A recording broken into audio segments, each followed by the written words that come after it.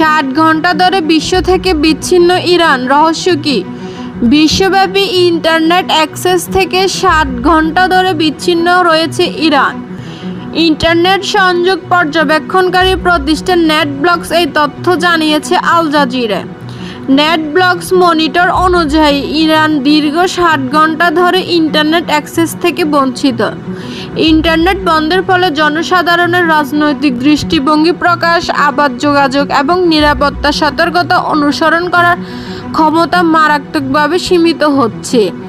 ইরানের সরকার অপরাধের ফলে এই বিভ্রাট দেখা দিয়েছে বলে ধারণা করা হচ্ছে।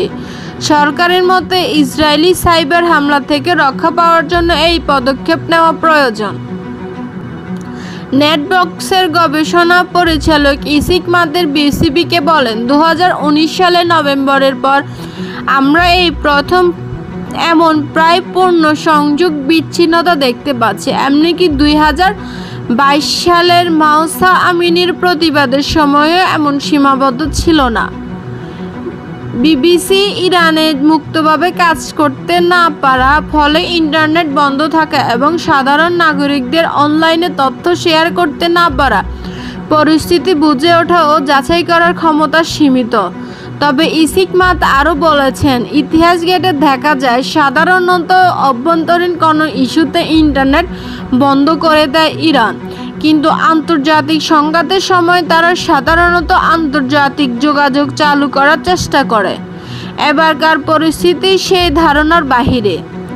এদিকে নেটব্লক্স সংস্থাটি এক্সের মাধ্যমে এক পোস্টে ইরানের ইন্টারনেট বিচ্ছিন্নতার বিষয়টি নিশ্চিত করেছেন। প্রসঙ্গত, গত 13 জুন থেকে ইরানের বিভিন্ন স্থানে, বিশেষ করে পারমাণবিক স্থাপনা লক্ষ্য করে হামলা চালাচ্ছে ইসরায়েল। জবাবে ড্রোন ও ক্ষেপণাস্ত্র দিয়ে হামলা অব্যাহত রেখেছে তেহরান। পাল্টাপাল্টি এই হামলায় উভয় দেশের বহু নাগরিক হতাহত হয়েছেন।